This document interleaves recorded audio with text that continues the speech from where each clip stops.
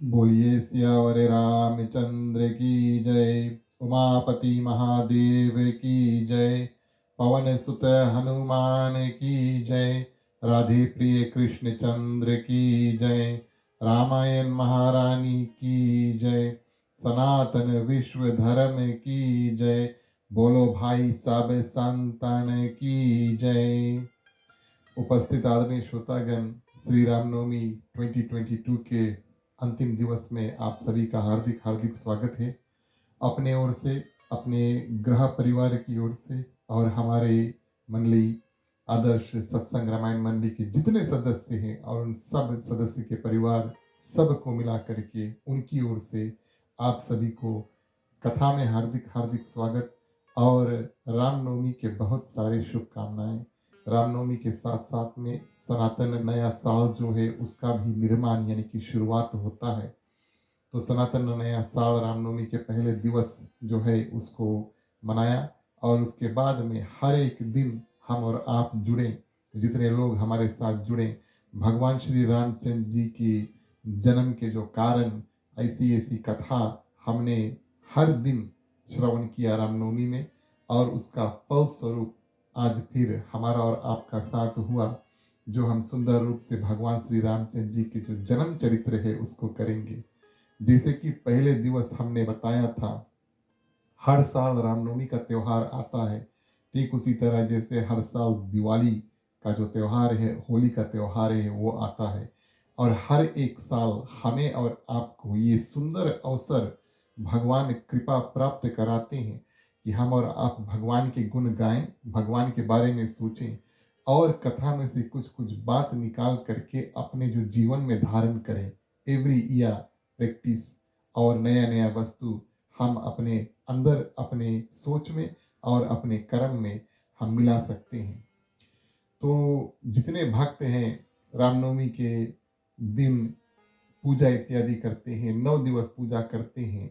ऐसा मानना है कि हम और आप जब रामनवमी के प्रति हर एक दिवस पूजा करते हैं तो वास्तविक तौर पर हम और आप अपना जो मन है उसको भी साफ करते हैं और अवगुण इत्यादि जो बुरे वस्तु है मन से निकाल करके और जगह बनाते हैं कि अंतिम दिवस हे भगवान श्री रामचंद्र जी जो आज का दिवस है और उस दिन भगवान श्री रामचंद्र जी आए और हमारे मन में वास करें। ये बड़ा उचित है, ना सिर्फ हमारे घर और आंगन में भगवान श्री रामचंद्र जी उपस्थिति दें, लेकिन हमारे मन, हमें, हमारे हृदय, हमारे अंतःकरण में भी अवश्य उपस्थिति दें। हम चलते हैं, जाते हैं सभी और जब घर पे रहते तो भगवान हमारे साथ मंदिर के रूप में घर पर होते हैं, लेकिन ये भी ज़रूरी है कि जैसे घर से निकलते भगवान का ध्यान कर लें और अगर कृपा प्राप्त करें तो भगवान हमारे हृदय में हमेशा रहेंगे। तो ये प्रार्थना लेकर के हम रामनवमी इत्यादि की कथा करते हैं और जो राम जन्म का कार्य है उसको करते हैं। अब अवतार और जन्म, आज की कथा में हम दोनों शब्द इस्तेमाल करेंगे, लेकिन वास्तविक तौर पर और हम कह भी देते हैं कि भगवान श्री रामचंद्र जी का जो जन्म है वो हुआ था, लेकिन वास्तविक तौर पर तो भगवान श्री रामचंद्र जी का अवतार जो है, विष्णु भगवान का अवतार राम रूप में हुआ था। जन्म और अवतार में अंतर है। जन्म साक्षात मनुष्य का होता है और अवतार साक्षात भगवान का होता है। यानी कि भगवान शंकर 11वां रुद्र अवतार लेते हैं तो हनुमान जी की उपस्थिति होती है और विष्णु भगवान जब अवतार लेते हैं तो राम रूप में आते हैं। तो देवी देवता अलग अलग अवतार धरते हैं और मनुष्य का जन्म होता है। इस कारण से वास्तविक तौर पर यहाँ पर आज जो हम कथा इत्यादि करते हैं और ध्यान करते हैं वो भगवान श्री रामचंद्र जी के अवतरित दिवस था। गोस्वामी तुलसीदास जी, कल की कथा में हमने देखा कि गोस्वामी तुलसीदास जी भगवान श्री रामचंद्र जी के जन्म के अनेक कारण बताते हैं, 5 मुख्य कारण बताते हैं और जब कथा अंत करते हैं जन्म कारण के तो रावण के बारे में बताते कितना पाप अत्याचार इत्यादि उन्होंने किया। आज बहुत पुण्य दिवस है और आज की जो कथा है हम सिर्फ भगवान श्री रामचंद्र जी के जन्म के ऊपर रखेंगे, लेकिन अभी तक हमने जन्म कारण इत्यादि सब कुछ आपके सामने प्रस्तुत किया। हम और आपने उस विषय में बहुत खूब रूप से गोता लगाया और आज चलिए भगवान श्री रामचंद्र जी के जो प्रकृति की कथा है उसमें प्रवेश करेंगे। जब गोस्वामी तुलसीदास जी यहाँ की कथा शुरू करते हैं तब सर्वप्रथम अयोध्या और राजा दशरथ का परिचय देते हैं। अयोध्या वो पुण्य भूमि है जहाँ पर त्रेता युग में भगवान श्री रामचंद्र जी का अवतार हुआ था। और रघुकुल की परिचय देते हैं। रघुकुल के जो मणि है यानी कि राजा दशरथ है, अयोध्या के राजा है गोस्वामी तुलसीदास की, उसका परिचय देते हैं। और बड़े ही कीर्तिमान राजा राजा दशरथ माने गए हैं, धर्म धुरंधर माने गए हैं। संतों ने उनको शब्द दे करके संबोधित किया और हृदय में बहुत भक्ति थी और अपनी जो प्रजा है उसका देखभाल बड़े सुंदर रूप से राजा दशरथ करते थे। तो अयोध्या के जो अवधपति भगवान श्री रामचंद्र जी से पहले राजा दशरथ थे, बड़े ही न्यायवादी सज्जन राजा थे। और उनकी 3 पत्नियां गोस्वामी तुलसीदास जी बताते हैं, कौशल्या, सुमित्रा और केकई थी। और पत्नियां भी जो 3 रानियां थी वो भी पतिव्रता धर्म का पालन करती थी। प्रजा बहुत सुखी था, अयोध्या का प्रजा बहुत सुखी था और किसी प्रकार की चिंता अयोध्या के प्रजा में थी नहीं। एक दिन राजा दशरथ अपने भवन में बैठे तब उनके हृदय में ये ख्याल आया, अब यहाँ पे अब कुछ कुछ लोग आपसे कहेंगे कि राजा दशरथ ने और दुख इस बात का पाया कि हमारे पास संतान नहीं है और किस रूप से हमारा संतान हो, हमारा जो कुल है वो आगे बढ़े, वृद्धि हो कुल में। लेकिन संत महात्मा इसका एक और दिव्य कारण बताते हैं कि राजा दशरथ एक प्रजा के राजा है यानी कि अयोध्या के राजा हैं और उनका एक उत्तरदायित्व है, कुल का उत्तरदायित्व है, परिवार का उत्तरदायित्व, रिस्पॉन्सिबिलिटी उत्तरदायित्व है। लेकिन उनका एक उत्तरदायित्व उनकी प्रजा के प्रति भी है कि उनके बाद में राजन कौन बनेगा, युवराज कौन होगा और अयोध्या की गद्दी पर कौन बैठेगा। तो जो जो राजा के उच्च विचार होते हैं और भक्ति इत्यादि करते हैं और प्रजा के बारे में बहुत सोचते हैं और देखभाल अच्छी तरह से करते हैं, उनका ये एक रिस्पॉन्सिबिलिटी बन जाता है कि हमारे बाद में हमारी जो प्रजा है उसका देखभाल, पालन पोषण इत्यादि कौन करेगा। तो ये चिंता राजा दशरथ को सताती है। अब चिंता इस बात की हुई और जीवन में सब कुछ है लेकिन एक संतान नहीं है और क्या करते हैं। अब यहाँ पर अगर हमारे जीवन में कुछ ऐसी मुख्य चिंता जो है वो सताए तो सही व्यक्ति के पास जाना चाहिए। बार बार मानस में से ये ज्ञान हम निकालते हैं कि अगर शारीरिक कुछ दुख तकलीफ है तो हम वैद्य के पास जाएंगे, तो वैद्य बताएगा कि भैया जाओ और उसका निवारण कैसे, हनुमान जी यहाँ पर जाएंगे और सजीवन बूटी जो उसको लेकर आएंगे। लेकिन यहाँ पर जो मानसिक दुख है वो राजा दशरथ की हृदय में है कि हमारे पास कोई पुत्र नहीं है, ये मानसिक दुख कैसे दूर होगा। तो सही व्यक्ति के पास जाना चाहिए। इस कारण से अपने गुरु वशिष्ठ के पास जाते हैं। गोस्वामी तुलसीदास जी यहाँ पर अयोध्या का परिचय देते हैं, राजा दशरथ का परिचय देते हैं, तीनों रानियों का परिचय देते हैं और गुरु जो होते हैं, रघुकुल कुल गुरु जो होते हैं, गुरु वशिष्ठ, उनका भी परिचय यहाँ पर देते हैं। और आंखों में आंसू लिए राजा दशरथ क्या करते हैं, महर्षि वशिष्ठ जी के आश्रम में जाते हैं और निवेदन करते हैं कि हे महाराज, आपकी कृपा से यहाँ पर सब कुछ है लेकिन पुत्र नहीं है।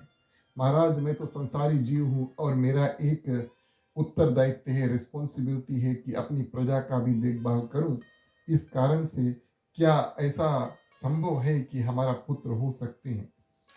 और इस रूप में जब प्रश्न करते हैं तो गुरु वशिष्ठ जो होते हैं और राजा जी को आशीर्वाद देते हैं। यहाँ पर प्रिय श्रोतागण, और राजा दशरथ जब उनको ये चिंता व्याप्ति है कि हमारे पास पुत्र नहीं है, तब वो गुरु वशिष्ठ के पास जाते हैं। तब गुरु वशिष्ठ बताते हैं क्या करना है। तो ये मानो तो समय का ध्यान देना चाहिए। और पहले भी राजा दशरथ जा सकते थे, बाद में भी जा सकते थे, लेकिन जिस समय उनके हृदय में चिंता आती है उसी क्षण उसका निवारण करने के लिए उसके बारे में बहुत सोचते नहीं है, सीधा गुरु जी के पास चल देते हैं। हमारे जीवन में अगर कोई समस्या है तो उसका निवारण जो है कैसे वो ठीक हो, या तो आप डॉक्टर के पास जाएं या तो पंडित गुरु ब्राह्मण इत्यादि के पास जाएं, जितना जल्दी उसका निवारण कर दो, ये बात हमें शास्त्र बताती है। तो गुरु वशिष्ठ क्या करते हैं, राजा को आशीर्वाद देते हैं, कहते हैं आप धैर्य धरो और और कुछ दिन बाद आपके यहाँ पर एक नहीं, दो नहीं, तीन नहीं, चार पुत्र होंगे, और वो सामान्य पुत्र नहीं होंगे, वे तो त्रिभुवन के जो उन्नति करने वाले ऐसे पुत्र होंगे, समस्त ब्रह्मांड को अलौकित करने वाले और भक्तों के भय का हरण करने वाले तथा रघुवंश की जो कीर्ति बढ़ाने वाले ऐसे चार पुत्र होंगे। चार पुत्र होंगे और चार अलग अलग गुण जो है वो बताते हैं। बोले सामान्य साधारण पुत्र नहीं होंगे आपके, ये तो तीनों लोक के और उन्नति जागृत करने वाले होंगे, समस्त ब्रह्मांड को और रोशन करने वाले होंगे। भक्तों के हृदय में अगर किसी प्रकार का डर है, भय है, उसको वो हर लेंगे। और रघुवंश की कीर्ति, आपके जो कुल है उसका नाम और ऊंचा करने वाले ऐसे एक नहीं चार पुत्र होंगे, ऐसा आशीर्वाद जो है गुरु वशिष्ठ देते हैं। और राजा दशरथ बड़े खुश हुए और प्रश्न करते हैं, अब बीमार व्यक्ति को अगर हम और आप कुछ वस्तु प्रदान कर दे जिससे वो ठीक हो जाए, तो कभी कभी वो हमें विश्वास नहीं करेगा। यहाँ पर राजा परंपरा जो है उसको भूल जाते हैं। इतने खुशी है कि गुरु से उल्टा प्रश्न करते हैं, क्या आप सही कह रहे हैं? इतने खुशी हुए, क्या आप सही कह रहे हैं? तो गुरु जी हंसे और कहते हैं, राजन अवश्य ऐसा ही होगा, लेकिन इसके लिए आपको पुत्र कामष्टि यज्ञ जो है वो कराना होगा। शास्त्र में इस यज्ञ के बारे में बताया गया है कि अगर किसी के पास संतान नहीं है, पुत्र इत्यादि नहीं है, तब आप विधि विधान से इस यज्ञ को करो और यज्ञ के माध्यम से देवता लोग प्रसन्न होंगे, आशीर्वाद इत्यादि देंगे, आशीर्वाद माध्यम से पुत्र या पुत्री इत्यादि होंगे। तो गुरु वशिष्ठ आज्ञा देते हैं। अब इस बात का ध्यान दे कि राजा दशरथ के हृदय में ख्याल आया, सही व्यक्ति के पास गए। गुरु वशिष्ठ ने ऐसा नहीं कहा कि जो यज्ञ हम अपने आप करेंगे, वो भी सोचते हैं कि कौन व्यक्ति सही व्यक्ति होगा जो ये यज्ञ करेगा और राजा दशरथ को चार संतान जो है वो प्राप्त कराएगा। तो यहाँ पर गुरु वशिष्ठ कहते हैं कि आप पुत्र कामेष्टि यज्ञ जो है उसका निश्चय करो और श्रृंगी ऋषि जो है उसको आचार्य पद कि वो हवन आहुति इत्यादि मंत्र के साथ में छोड़े और आपका जो पूजन है वही सफल कराएंगे, उसको आप बुलाओ। अपने आप नहीं करते, जो सही व्यक्ति है उस काम के लिए। और राजा दशरथ को उसके बारे में बताते हैं। राजा दशरथ श्रृंगी ऋषि को निमंत्रण भेजते हैं, कृपया करके आप आए और इस यज्ञ को करें और हमारे कुल और अपितु जो अयोध्या है, पूरे नगर, सभी लोगों का कल्याण जो है उसको करें। तो श्रृंगी ऋषि आते हैं और मंत्र उच्चारण करते हैं, हवन में आहुति छोड़ते हैं और अंतिम आहुति जब छोड़ते हैं, मानस में ऐसा वर्णन है, गोस्वामी तुलसीदास जी लिखते हैं, मानस में ऐसा वर्णन है, अंतिम आहुति देते हुए यज्ञ कुंड में से और स्वयं यज भगवान जो है वो प्रकट हो जाते हैं। अग्निदेव यज भगवान जो है वो प्रकट हो जाते हैं और उनके हाथों में प्रसाद का थाली जो है वो था और उस पात्र को गुरु वशिष्ठ को दे करके कहते हैं कि हे राजा दशरथ को दो और उनसे कहो कि जितने देवियां हैं, यानी कि 3 माताएं हैं, माँ कौशल्या, माँ सुमित्रा, माँ कैकेयी, उनको दे दें और इस रूप में प्रसाद उनको प्राप्त होगा। इसके माध्यम से और पुत्र संतान इत्यादि आएंगे। तो प्रसाद रूप में और जो यज्ञ का जो फल है राजा दशरथ को मिला। श्रृंगी ऋषि यज्ञ कराते हैं और प्रसाद रूप में जो प्रसाद प्राप्त होता है, खीर हावी जिसको कहते हैं, और वो प्राप्त हुआ और राजा दशरथ को ये प्राप्त हुआ। यज्ञ बड़ा सार्थक हुआ। दशरथ जी महाराज क्या करते हैं, गुरु वशिष्ठ के चरणों में प्रणाम करते हैं, धन्यवाद देते हैं और गुरु वशिष्ठ कहते हैं आपने जो संकल्प लिया था, पूजा किया था और उसकी पूर्ति हुई। अब जैसे देव महाराज, यजदेव महाराज ने बताया है कि आप जाओ और अपने रानियों को ये जो हवी है उसको बांट दो। प्रसाद लेकर राजा दशरथ बड़े खुशी खुशी प्रिय श्रोतागण राजमहल में आते हैं। रानियों ने वंदन किया। गोस्वामी तुलसीदास जी लिखते हैं, जब जब राजा आते हैं प्रणाम वंदन, और रानियों ने वंदन किया और प्रसाद का जो विभाजन है वो हुआ। बड़ा विचित्र बात है। अब प्रसाद का विभाजन किस एक पात्र में जो प्रसाद है वो आया था, लेकिन यहाँ पर रानी 3 है और रानियों में भी ऐसी प्रथा है कि कौशल्या माँ जो है वो सबसे बड़ी रानी है। उनका विवाह राजा दशरथ के साथ में सर्वप्रथम पहले हुआ था। इस कारण से उसको पट रानी, बड़ी रानी माना गया है और मुख्य रानी जो है वो माना गया है। तो पदवी में और माँ केकई और सुमित्रा से बड़ी पदवी पर और माँ कौशल्या को माना गया है। तो कौशल्या जो रानी थी वो पट रानी थी और महारानी जिसको हम कह सकते हैं वो थी। अथवा क्या करते हैं, राजा दशरथ ये निर्णय करते हैं कि जो प्रसाद हम लाए हैं उसका आधा भाग जो है वो माँ कौशल्या को दे देंगे। तो आधा भाग क्या करते हैं, माँ कौशल्या को दे देते हैं। और सुमित्रा और केकई का जो पद है समान है, क्योंकि पटरानी एक है, बचा कुचा जितने जो रानी हैं उनका पद एक समान है, उनका जो लेवल है वो एक समान है। और प्रिय श्रोतागण, राजा दशरथ सोचते हैं कि केकई और सुमित्रा को किस रूप से हम हम ये हवि जो है उसको प्राप्त कराएं। राजा दशरथ ने क्या किया, सर्वप्रथम यहाँ पर अपनी बुद्धि का इस्तेमाल किया। वो जानते थे कि माँ केकई जो है वो बहुत जल्दी रूठ जाने वाली, क्रोध गुस्सा इत्यादि करने वाली माँ केकई बहुत जल्दी क्रोधित हो जाती है अगर उसको कोई वस्तु पसंद नहीं आए। हमने कुछ उल्टा किया तो ये रानी जो है अगर प्रसाद ना स्वीकार करे तब इसका अंजाम बिल्कुल बुरा होगा। तो ध्यान से राजा दशरथ सोच करके तब काम करते हैं कि माँ केकई को किसी रूप से क्रोधित ना किया जाए। और उधर माँ सुमित्रा की ओर देखते हैं तो वो तो बड़े शांत चित्त और सरल भावना की है। गोस्वामी तुलसीदास जी कई बार माँ सुमित्रा के बारे में बताते हैं, उनकी भावना बड़ी ही सरल थी। तो राजा दशरथ सोचते हैं कि जो कोई व्यक्ति सरल है और उसका फायदा भी नहीं उठाना चाहिए। सरल व्यक्ति को अगर हम फायदा उठाएं तो उनको पता भी नहीं चलता है और उनके प्रति हम अपराध करते हैं। उनका फायदा तो उठा लेते हैं, उनको तो नहीं पता चलता है, लेकिन हम अपराध के अधिकारी बन जाते हैं। तो इस रूप से राजा दशरथ सोचते हैं क्या युक्ति हम निकालें कि एक माँ केकई को क्रोध ना आए और हम माँ सुमित्रा के साथ में उनकी सरलता का ध्यान रख के उनके साथ में और अन्याय जो है उसको ना करें।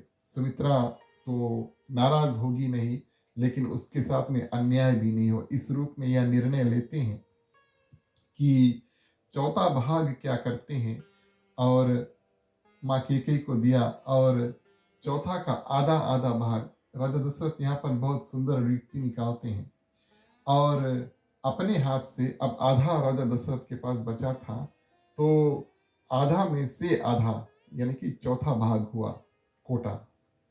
कोटा जो है वो अपने हाथ से माँ केकई को दे देते हैं। माँ केकई बड़ी प्रसन्न हुई।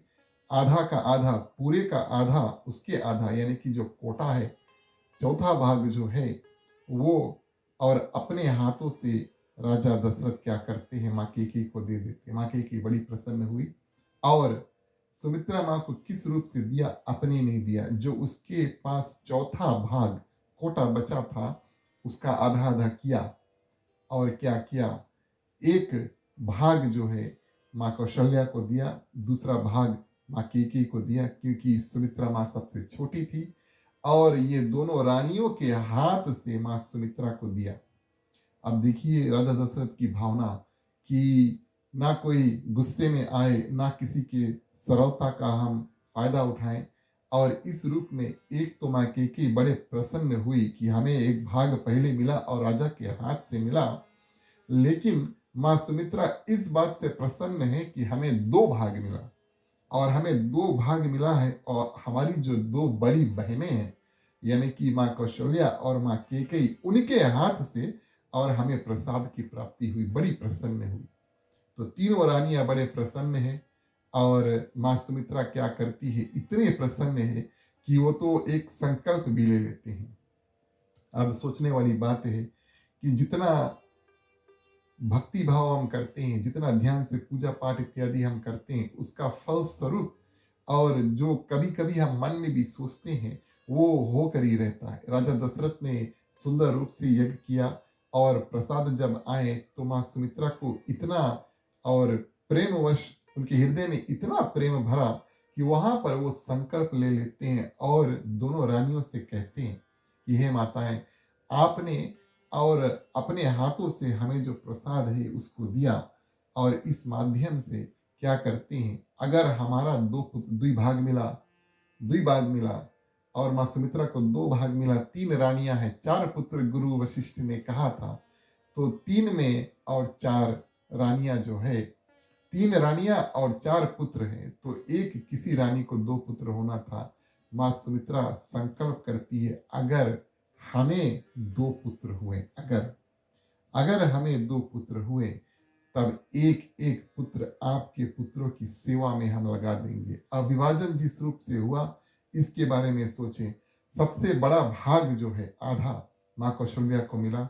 इस कारण से भगवान श्री रामचंद्र जी सर्वप्रथम उनकी जो आगमन है सबसे पहले हुई और वो सबसे बड़े भाई बने। उसके बाद में कोटा जो है वो भाग माँ केकई को मिला, तो उसके पुत्र भरत भगवान श्री रामचंद्र जी के साथ में आए, के बाद में आए, और उसके बाद में थोड़ा थोड़ा भाग यानी कि कोटा का जो दो भाग था वो माँ सुमित्रा को मिलता है। और उनके जो पुत्र थे वो सबसे छोटे थे। भगवान श्री राम पहले आए, उसके बाद में भरत आए, उसके बाद में लक्ष्मण और शत्रुघ्न आए। तो इसी रूप से उनको प्रसाद भी मिला था और जैसे जैसे उन्होंने प्रसाद ग्रहण किया वैसे वैसे और उनका जन्म ही हुआ। तो इस रूप में माँ सुमित्रा जो है संकल्प ले लेती है कि अगर हमारे दो पुत्र हुए तब एक एक पुत्र आप दोनों के पुत्रों की सेवा में हम लगा देंगे। और इस संकल्प का बहुत महत्व है। संत महात्मा बताते हैं कि जीवन उनका शुरू होने से पहले माँ सुमित्रा ने संकल्प ले लिया। अब जब जब गर्भवती थी तो माँ सुमित्रा प्रार्थना करती है कि दो पुत्र होए ताकि एक एक पुत्र हम अपनी बड़ी बहनें यानी कि माँ कौशल्या और माँ केके के पुत्रों की सेवा में लगा देंगे। ऐसा ही हुआ और छोटे से ही, बड़ा तो छोड़ दो, लेकिन छोटे से ही जब लक्ष्मण और शत्रुघ्न क्या करते हैं, लक्ष्मण भगवान श्री रामचंद्र जी के समीप रहता है और शत्रुघ्न भरत जी के समीप रहता है। इनको ये कारण छोटे पे पता नहीं लगा, लेकिन ये संकल्प यहाँ पर माँ सुमित्रा लेती है और बड़े प्रसन्न रूप से अपने जो दोनों पुत्र हैं वो यूं मानो तो एक एक पुत्र की सेवा में दान कर देते हैं।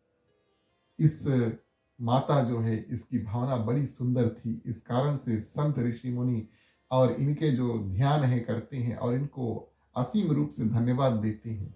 भगवान श्री रामचंद्र जी कितने कार्य वन में करते हैं और भारत की कितनी महिमा है, लेकिन इनके जो खंबे रूप में, इनके फाउंडेशन रूप के, इनके सपोर्ट रूप में इनके दो छोटे भाई बिल्कुल उनके सामने और उनके साथ में खड़े थे, उनके उनके उनके देखभाल इत्यादि करने के लिए। तो यहाँ पर माँ सुमित्रा ऐसा संकल्प लेती है और सुंदर संकल्प प्रसाद के माध्यम से जब लेती है तो क्या करते हैं, अब उनके जीवन में भी ऐसा ही होता है। तो अब ये सुंदर समय आया कि भगवान श्री रामचंद्र जी का प्रकट्य हो और चैत्र शुक्ल नवमी का सूर्य उदय, आज का दिवस चैत्र शुक्ल पक्ष नवमी तिथि और यानी कि 9वें दिवस और उसका सूर्य उदय। यहाँ से अब हम कथा आगे बढ़ाएं। और सूर्य उदय हुआ, आज का दिवस भगवान श्री रामचंद्र जी का प्राकट्य है और इस रूप में सभी देवी देवता क्या करते हैं, अब तैयारी करते हैं कि चलो हम माँ कौशल्या की आराधना इत्यादि करें। माता कौशल्या राजभवन में विराजमान है, मंगल शकुन जो है वो होने लगते हैं और देव समाज को ये जानकारी मिला कि आज भगवान श्री रामचंद्र जी मनुष्य रूप में आएंगे। अपने अपने विमान लेकर सभी देवता क्या करते हैं और अयोध्या के नव मंडल में घूमने लगते हैं। अयोध्या के ऊपर जो आकाश मंडल है वहां पर सभी देवता क्या करते हैं, अपने अपने विमान को लेकर के और घूमने लगते हैं। यूं मानो एक संत ने ऐसा बताया, इतने ज्यादा विमान अयोध्या के ऊपर आ गए कि मानो सुबह यानी कि दिन में ही रात हो गए। अब इतना ज्यादा विमान जब ऊपर हो तो सूर्य देव का दर्शन नहीं हो पाएगा, और ऐसा वहां पर हुआ। ब्रह्मा जी सबसे कहते हैं कि जल्दी जल्दी जाओ और माँ कौशल्या की आराधना जो है और स्तुति इत्यादि को करके उनका दर्शन करके उनको आशीर्वाद दे करके जल्दी जल्दी चल दो, नहीं तो सारे संसार को ये बात पता लग जाएगा कि यहाँ पर कोई साधारण मनुष्य नहीं, लेकिन यहाँ पर साक्षात भगवान। अब देवता लोग जहाँ पर रहेंगे तो लोग चर्चा इत्यादि करेंगे, तो ब्रह्मा जी कहते हैं जल्दी जल्दी जाओ, माँ कौशल्या से मिलो। देवता लोग आते हैं और क्या करते हैं, सभी कोई प्रार्थना करके और बड़े सुंदर रूप से वहां पे से निकलते हैं। तुलसीदास जी कहते हैं कि जैसे देवता लोग प्रार्थना करके और अपने अपने लोकों में प्रवेश कर रहे हैं, उधर उल्टा सारे ब्रह्मांड का मालिक अयोध्या के राजमहल में प्रवेश कर रहे हैं। इधर देवता लोग जा रहे हैं और भगवान श्री रामचंद्र जी, भगवान विष्णु और अयोध्या में प्रवेश कर रहे हैं ठीक मध्याह्न को। और ऐसा समय हुआ, पर्याप्त ब्रह्म चतुर्भुज रूप में माँ कौशल्या के राजभवन में प्रकट होती हैं सर्वप्रथम। अब यहाँ पर भगवान जब प्रथम रूप माँ कौशल्या को दिखलाते हैं वो चतुर्भुज रूप में, और आ करके माँ कौशल्या को दर्शन देते हैं। शंकर चक्र गदा कमल का फूल लिए हुए भगवान विष्णु सुंदर मुकुट धारण किए हुए और माँ कौशल्या के आगे खड़े हैं। परमात्मा के पेश होता गया नेत्र को देखते हैं और माँ कौशल्या विनती करती है, जो भी कोई और किसी को पुत्र या पुत्री के रूप में मानता है, उनका नाता, उनकी दृष्टि जो है और अपने पुत्र या पुत्री की आंख में होती है, ऐसा कहा गया है। मित्र का जगह हृदय में, भक्त का जगह चरण में, और पुत्र की जो जगह है, माता पिता अपने आंख से जब देखते हैं तो उनके मुख, उनके चेहरा और उनके जो आंख है उनको देखते हैं। इस रूप में माँ कौशल्या की जो प्रथम दृष्टि जो है आंख से पड़ी भगवान विष्णु की आंखों में, बड़ा सुंदर रूप से दर्शन करते हैं और विनती करते हैं कि आप प्रकट हुए, किंतु लोगों के लिए अब ऐसा कैसे हो सकता है कि चतुर्भुज रूप में आप हमारे सामने आए। सर्वप्रथम माँ कौशल्या सुंदर रूप से स्तुति करती है और सुंदर रूप से स्तुति करती है। उसके बाद में और भगवान उनको ज्ञान इत्यादि देते हैं और भगवान क्या करते हैं, मुस्काते हैं। प्रभु मुस्काना, मन मुस्काना।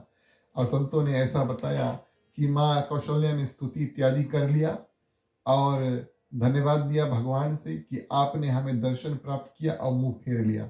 मुंह फेरने का क्या अर्थ है कि हमने जो वरदान में मांगा था और हमने कितना कठिन तपस्या इत्यादि किया था, उसमें आपने बताया कि आप पुत्र रूप में आएंगे।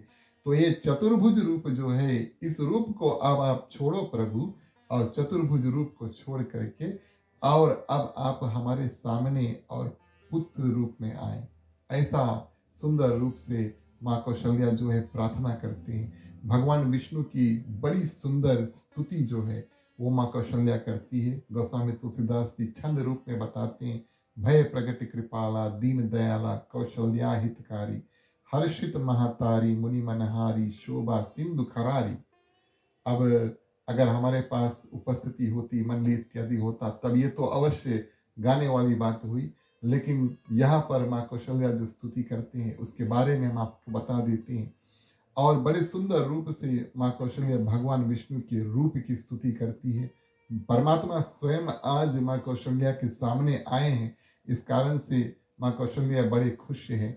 और शत्रुपा रूप में जब माँ कौशल्या ने शत्रुपा रूप में तपस्या किया, भगवान आए वरदान देने के लिए, तब माँ कौशल्या ने कहा था कि आप जब आना हमारे पुत्र रूप में, तब आप हमें जन्मा देना, आप हमें बता देना कि उस वरदान की प्राप्ति करने के लिए आपके समीप हम आज आए हैं। इस कारण से भगवान विष्णु स्वयं सर्वप्रथम, सबसे पहले और चतुर्भुज रूप में आकर के माँ कौशल्या को दर्शन देते हैं। लेकिन चतुर्भुज रूप, अब माता ये उपेक्षा में है कि बहुत तपस्या किया है और हम भगवान को पुत्र रूप में यानी कि छोटा शिष्य रूप में, यहाँ पर तो भगवान 4 हाथ का है, कौन सा बालक पृथ्वी पर है जो 4 हाथ वाला होगा। माता और भगवान विष्णु से कहते हैं कि अब इस रूप को आप छोड़ो और क्या करो कि बालक रूप में हो, और इस रूप में क्या करते हैं, बालक रूप में भगवान श्री रामचंद्र जी आ करके और रोने लगते हैं। कुछ संत ऐसा बताते हैं कि भगवान को रोना नहीं आता, भगवान को रोना नहीं आता। और कुछ अब अपनी अपनी भावना से लोग कहते हैं कि कभी कभी हम सोचते हैं कि भगवान रोना नहीं जानते लेकिन रुलाना अवश्य जानते हैं। कभी हमारे ऊपर दुख पड़ा है, भगवान सब कुछ तुम करते हो, लेकिन हमारे ऊपर कभी सुख आया इत्यादि तो हम नहीं कहेंगे कि भगवान आपकी कृपा है। तो कुछ संत ऐसा बताते हैं भगवान श्री कृष्ण के जन्म के समय भी, भगवान श्री रामचंद्र जी के जन्म के समय भी, और भगवान को रोना आता नहीं है, और क्या करते हैं, उनके मुख से ओम शब्द का उच्चारण होता है। गोस्वामी तुलसीदास जी यहाँ पर कहते हैं कि शिष्य रूप में जब भगवान श्री रामचंद्र जी आते हैं तो रोना ठान लेते हैं। तब माता फिर क्या करती है, और अपना मुख जो है वापस घुमा करके और इस शिष्य को देखती है। बड़ी खुशी होती है, हमने तपस्या किया और कठिन परिश्रम इत्यादि के बाद में बहुत दिन बाद हमारे यहाँ एक पुत्र हुआ। ये महानता वाली बात हुई कि माँ कौशल्या के फिर उससे पहले ना कोई पुत्र थे और उसके बाद में ना कोई पुत्र था, लेकिन वो जानती थी कि ये जो एक पुत्र है ये सिर्फ मेरा पुत्र नहीं है, ये साक्षात भगवान का जो रूप है उसको लेकर के आए हैं। तो बड़ी खुशी हुई, बड़ी खुशी हुई। और बालक का रुदन सुनकर के माँ कौशल्या क्या करते हैं, मुख वापस फेरते हैं और बालक का दर्शन करते हैं। भगवान के बाल स्वरूप का दर्शन किया और परमात्मा को साक्षात उठा करके माँ कौशल्या क्या करते हैं, अपने गोद में ले लेते हैं। परमात्मा को साक्षात उठा करके और अपने गोद में जो है उसको भर लेते हैं। और इसके बाद उनकी समाधि जो है वो लग जाती है। अब भगवान का रूप ही ऐसा है, भगवान विष्णु तो सुंदर हैं, लेकिन बालक जो है वो अति सुंदर है। और जो बालक भगवान विष्णु के अवतार रूप में आए हैं वो तो उत्तम से उत्तम प्रिय श्रोतागण सुंदर उसका ऐसा रूप होता है, बड़े ही सुंदर है। और इस रूप में क्या करते हैं, माँ कौशल्या भगवान श्री रामचंद्र जी के शिष्य रूप, छोटा सा रूप उठा करके और अपने उदर में गोद में रख करके और ध्यानस्थ हो जाती है। इतने सुंदर थे भगवान श्री रामचंद्र जी की जो बाल रूप है, इतना सुंदर था, इतना सुंदर था कि माँ कौशल्या की समाधि जो है वो लग जाती है, वो देह की सुधि बुद्धि भूल जाते हैं और बस भगवान श्री रामचंद्र जी को देखते और देखते रह जाते हैं। गोस्वामी तुलसीदास जी यहाँ पर लिखते हैं कि बालक का रोना जब सुना तो दास तथा और दासियां दौड़कर आई। सुमित्रा जी और केकई जी का द्वार खोल करके अंदर गए और माँ कौशल्या क्या करते हैं, गोद में बालक राम को दर्शन करके कहती हैं कि माँ आज अयोध्या के जो कुल है यानी कि रघु कुल का उद्धार हुआ, प्रथम पुत्र जो है उनका जन्म इत्यादि वहां पर हुआ। अब दो तीन दासियां अवध में और क्या करते हैं, राजा दशरथ के पास जाते हैं और राजा दशरथ को बधाई देते हैं। पुत्र जन्म का संवाद बातचीत जब सुनते हैं तो अवधपति आनंद विभोर हो जाते हैं। गोस्वामी तुलसीदास जी रहते हैं, लिखते हैं कि जो भी कुछ राजा दशरथ के मोतियों का, हीरे का हार उनके गले में था और वो निकाल करके जिसने प्रथम बताया कि आपके पुत्र हुए दिए। फिर एक और नौकरानी आकर के बताते हैं कुछ देर बाद प्रिय श्रोतागण कि माँ केकी के भी पुत्र हुए हैं, बड़े खुशी हुए और लौटाते हैं, जो भी वस्तु उनके पास है देते रहते हैं, इतने खुशी हैं। और जो भी कोई खुशी का समाचार लेकर आता है उनको शगुन रूप जो भी है उनके पास देते हैं। और कुछ देर बाद उनको पता चलता है कि माँ सुमित्रा के दो पुत्र हुए, तब बड़े धन्य और अपने गुरु और श्रृंगी ऋषि और यजदेव को देते हैं कि हमारे भाग्य में जो आपने बताया था उसकी पूर्ति आज हुई। अब मानस में भगवान श्री राम, लक्ष्मण, माँ सुमित्रा के भरत, लक्ष्मण, भरत और शत्रुघ्न चार पुत्र जो थे उनका जो आगमन है बिल्कुल 2-3 पन्नों में कहा गया है, बिल्कुल 2-3 पन्नों में कहा गया है। यूँ मानो कि जब भगवान की कृपा किसी के ऊपर बरसती है तो छप्पड़ फाड़ के और बरसती है। कहने का भाव ये है कि चार पुत्र एक ही समय, भले भगवान श्री रामचंद्र जी सर्वप्रथम उनका अवतरण हुआ, उसके बाद में बचा कुछ गोस्वामी तुलसीदास जी 2-3 पन्नों में चारों पुत्रों का विवरण कर देते हैं कि एक ही समय में राजा दशरथ का जो जीवन है और अयोध्या की जो प्रजा है उनका चार चांद लगा, 4 पुत्र प्रिय श्रोतागण और अवध में पहुंचे।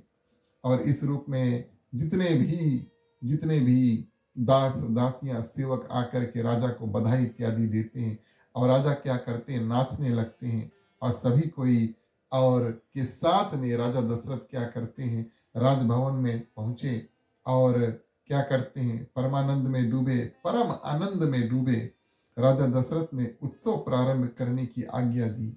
ये तो बड़ा सुंदर समय है कि हमारे यहाँ पर 4 पुत्र हुए, चलो अब यहाँ पर तो जश्न होना चाहिए, उत्सव इत्यादि होना चाहिए।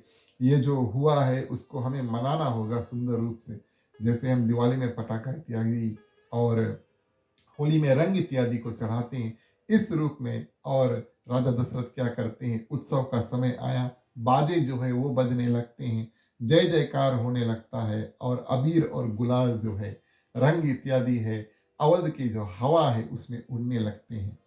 और इस रूप में गोस्वामी तुलसीदास जी बताते हैं, भई अति भीड़ भूप के द्वारे, रज हुई जात पशान पवारे।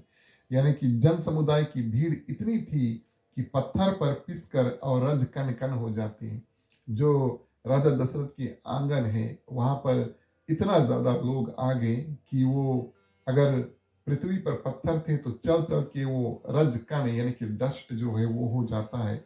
और इतने में ही प्रिय श्रोतागण, सभी रानियां का जो पुत्र है उसका समाचार प्राप्त होता है। यानी कि माँ कैकेयी के भरत का जन्म हुआ और माँ सुमित्रा के 2 पुत्रों का जन्म हुआ। आनंद जो है वो चौगना हो जाता है। 4 पुत्र है तो आनंद जो है वो चौगना हो जाता है, पूरा अवध और आनंद में डूब जाता है। रामचरितमानस में वर्णन है कि आज का जो दिवस था उसमें और सूर्य नारायण देव क्या करते हैं, आनंद के माध्यम से इतने स्थिर हो जाते हैं।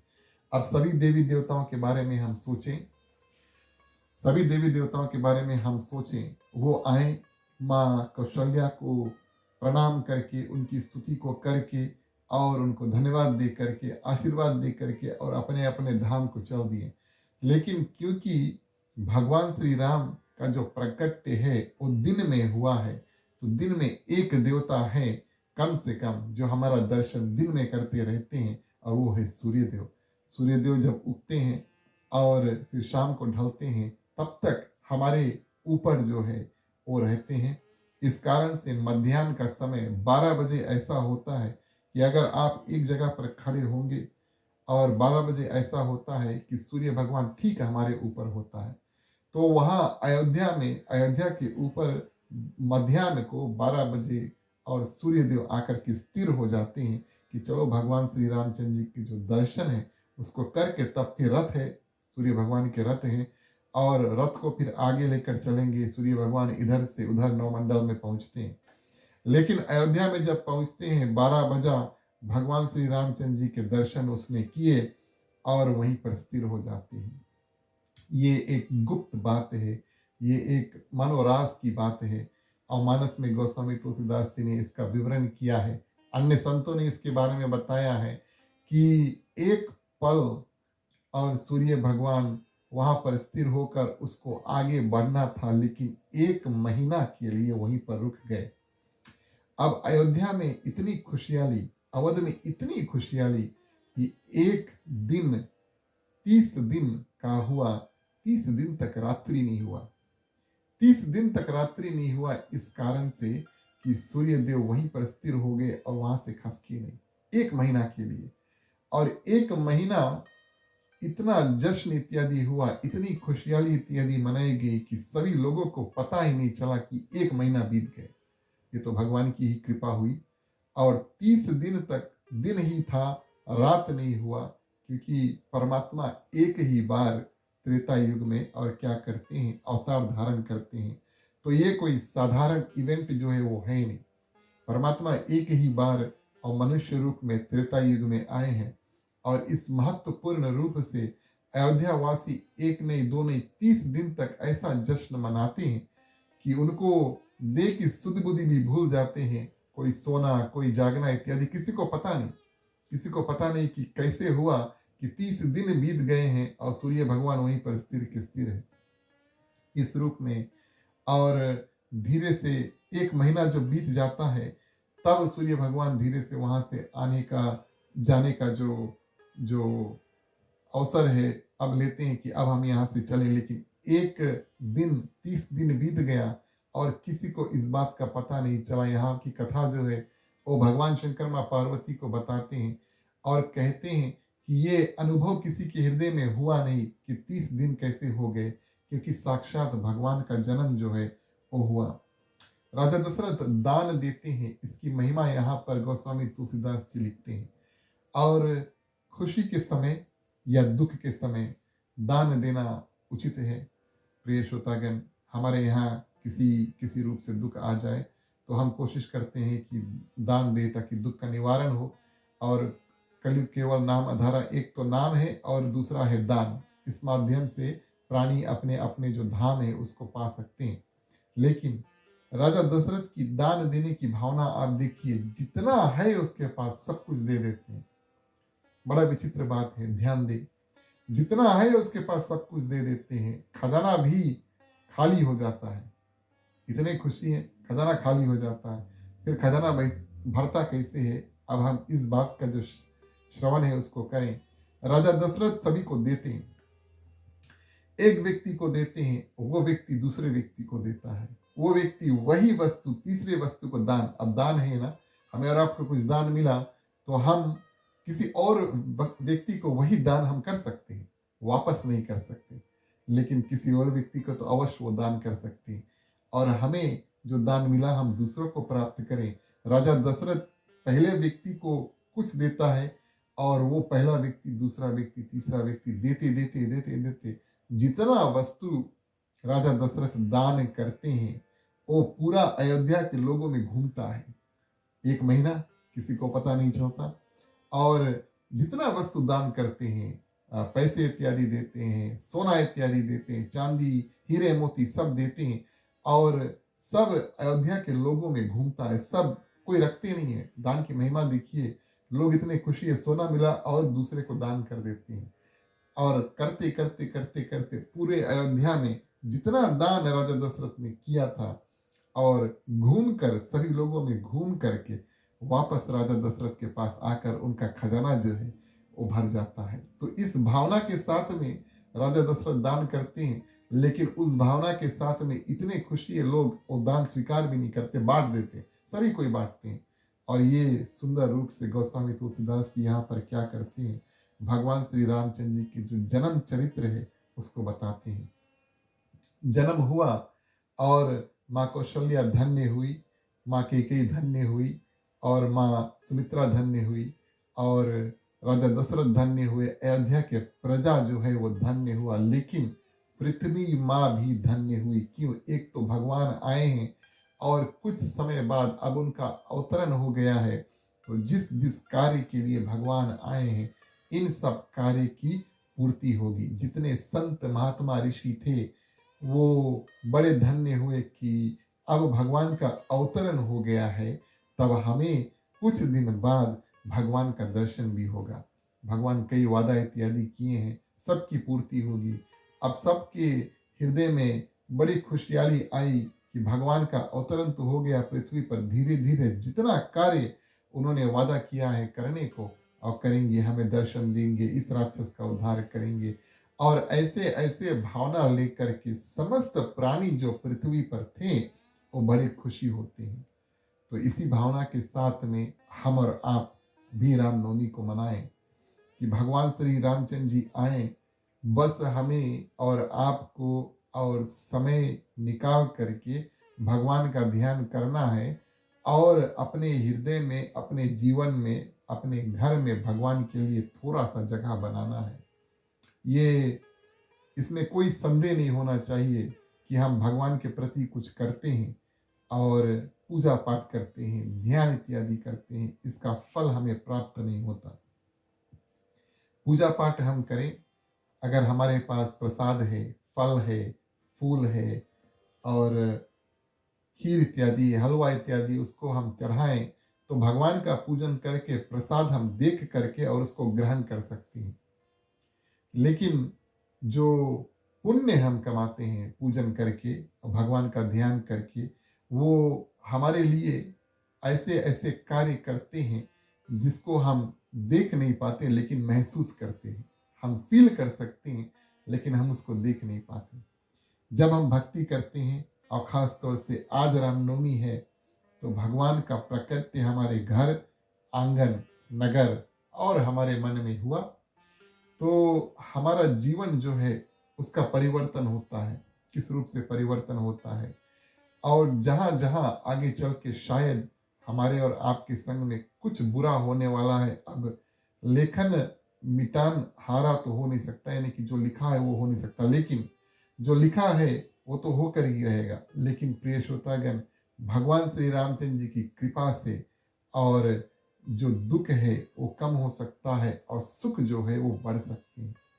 तो ये हम अपने जीवन में अनुभव करेंगे। ऐसा तो होगा नहीं कि प्रसाद रूप में, बड़ा मुश्किल है भगवान हमें दर्शन दे। भगवान का दर्शन करना बहुत मुश्किल है कलयुग में। साक्षात दर्शन जो है कि रियल टाइम लाइफ में भगवान हमारे सामने खड़े, ये तो लगभग में असंभव है। बहुत मुश्किल से ऐसे दर्शन जो है वो किसी को प्राप्त होता है।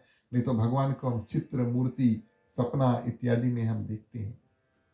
तो कहने का भाव ये है कि अनुभव माध्यम से और हमारे जीवन का कल्याण रामनवमी के बाद में होना चाहिए। बहुत पूजा पाठ इत्यादि करें, भगवान का ध्यान किए, और प्रिय श्रोतागण, अवश्य हमारे जीवन में परिवर्तन होना चाहिए। ये अनुभव, ये एक्सपीरियंस, ये महसूस आप अवश्य करेंगे। जैसे कि पहले दिवस की कथा में बताए थे, तो रामनवमी एक अवसर है कि भगवान हमारे जीवन में आए। और फिर अब 9 दिवस हम कथा में बैठे हैं, आप भी कथा को सुन रहे हैं, श्रवण कर रहे हैं, और हम और आप भगवान से जुड़े हैं। नवमी खत्म भय, फिर हम अपने जो संसारिक कार्य में लग जाएंगे। साधारण पूजा, हर दिन का पूजा तो करते रहेंगे, लेकिन संसारिक कार्य में फिर से लग जाएंगे। इस कारण से धीरे धीरे जिस मजबूत नाता हम रामनवमी में भगवान से बनाते हैं, वो धीरे धीरे से और टूटने लगता है। तब भगवान की कृपा ऐसे प्राप्त होती है कि अगले साल फिर हम क्या करेंगे, और रामनवमी की जो कथा है उसको करेंगे, रामनवमी के समय पूजन करेंगे। और फिर से तो ये तो भगवान ने हमारे ऊपर कृपा ही कर दी। जैसे हम और आप अपना जन्मदिन मनाते हैं और उस दिन बड़े खुशी होते हैं, तो हर साल भगवान श्री रामचंद्र जी का जो जन्म है नवमी के समय हम मनाएं। प्रिय श्रोतागण, आज की जो कथा है हम यहीं पर विराम करेंगे। मुझे उम्मीद है कि कथा में, 9 दिन की कथा में कुछ कुछ ज्ञान हम और आपको सभी को और प्राप्ति हुआ। और मुझे इस बात पर कोई संदेह नहीं है कि सभी भक्तों के हृदय में प्रसन्नता भरे, कथा सुने, प्रसन्नता भरे। और इस बात का भी संदेह होना नहीं चाहिए कि जो पुण्य कार्य हम करते हैं उससे हमें और जीवन में सुंदर आगे बढ़ने का अवसर प्राप्त होता है। पॉजिटिव इन्फ्लुएंस जो है हमारे जीवन में हो, इस बात का कभी चिंता नहीं करिए, 100% गारंटीड है। तो मुझे उम्मीद है कि भगवान श्री रामचंद्र जी की कथा आप सभी ने सुना, और इसका जो पुण्य है सभी को प्राप्त हो। भगवान से ये प्रार्थना होगी, और भगवान से ये भी प्रार्थना होगी कि जो जो भक्त भगवान से जुड़े 9 दिवस, भगवान उनके ऊपर कृपा करना। हमारे इस समय जीवन में और पृथ्वी पर जिस समय हम रह रहे हैं, बहुत महामारी इत्यादि फैली हुई है। तो भगवान से अवश्य प्रार्थना करेंगे कि हे भगवान, यथाशक्ति अनुसार जैसे जैसे हमारे पास शक्ति इत्यादि है, सुविधा इत्यादि है, हम क्या करते हैं, आपका जो पूजन है, आपका ध्यान अर्चन इत्यादि किए। आप कृपया करके हमारे ऊपर अपनी जो आशीर्वाद है उसको बरसाए रखें। हमारा जीवन जो है दिव्य करें, हमें मन में शांति प्रदान करें, और हमारा जीवन में जो सुख वो भरे, और भक्ति जो है उसको हम करते रहें। इससे ज़्यादा अगर आप कुछ चाहते हैं तब तो बहुत तपस्या इत्यादि करना होगा। लेकिन साधारण रूप से जब हम पूजा करते हैं, बस भगवान आपका आशीर्वाद हमारे ऊपर प्राप्त हो, और इससे हम अपना जो जीवन है उसको निर्वाह कर लेंगे। तो ये बड़ा सुंदर जो नाता है हम भगवान से बनाएं, रामनवमी एक अवसर है, उसके बाद में कई त्यौहार आएंगे, तो उस अवसर में सभी कोई क्या करते हैं, अपना अपना नाता जो है वो भगवान से जोड़ते हैं। अंतिम दिवस की कथा में आप सभी को रामनवमी की हार्दिक हार्दिक शुभकामनाएं। अपने ओर से, हमारे गृह परिवार की ओर से, हमारे मंडली आदर्श सत्संग रामायण मंडली समस्त परिवार की ओर से आप सभी को भगवान श्री रामनवमी की शुभकामनाएं। भगवान श्री रामचंद्र जी की कृपा फिर से आप सभी के ऊपर रहे, और हमारे गृह परिवार मंडली के सदस्य की ओर से जिन जिन लोगों ने हमारी कथा को सुना, श्रवण किया, कमेंट्स, फीडबैक इत्यादि दिया, आप सभी को हृदय से धन्यवाद देंगे।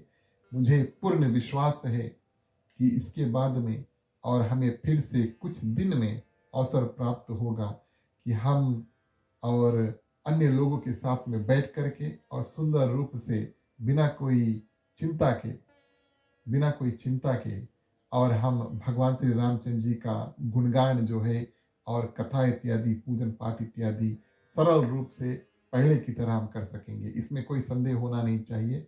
कुछ दिन में अवश्य भगवान की कृपा प्राप्त होगी और महामारी इत्यादि का अंत होगा, और प्रिय श्रोतागण, हम अपने जो साधारण जीवन है फिर से व्यतीत कर पाएंगे। इस बात का हमें प्रार्थना करना चाहिए। और जितने लोग अभी अभी पृथ्वी पर किसी न किसी रूप से पीड़ित है, रामनवमी एक सुंदर समय है कि हम भगवान से प्रार्थना करें कि जिस जिस व्यक्ति में किसी प्रकार का दुख तकलीफ है, तो भगवान थोड़ा थोड़ा शक्ति सबको प्रदान कर दे।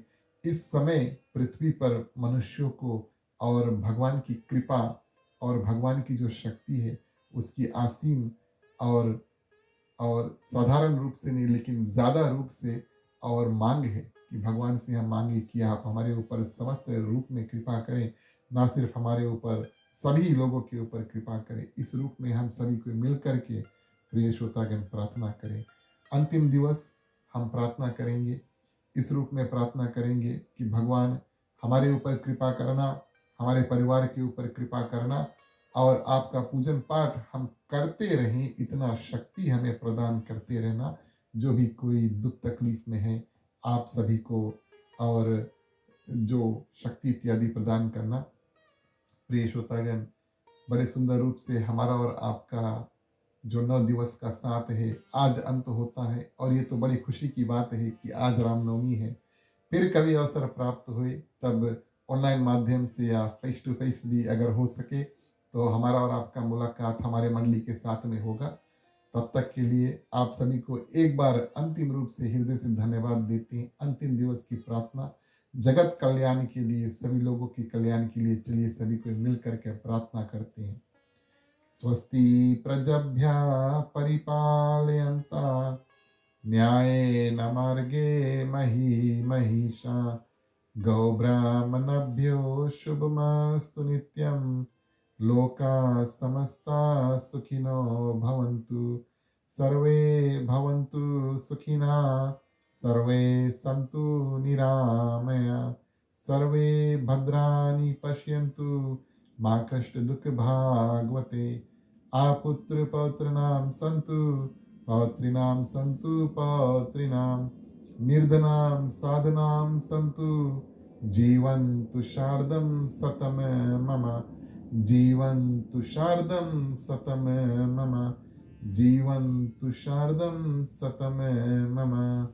ओम शांति शांति शांति।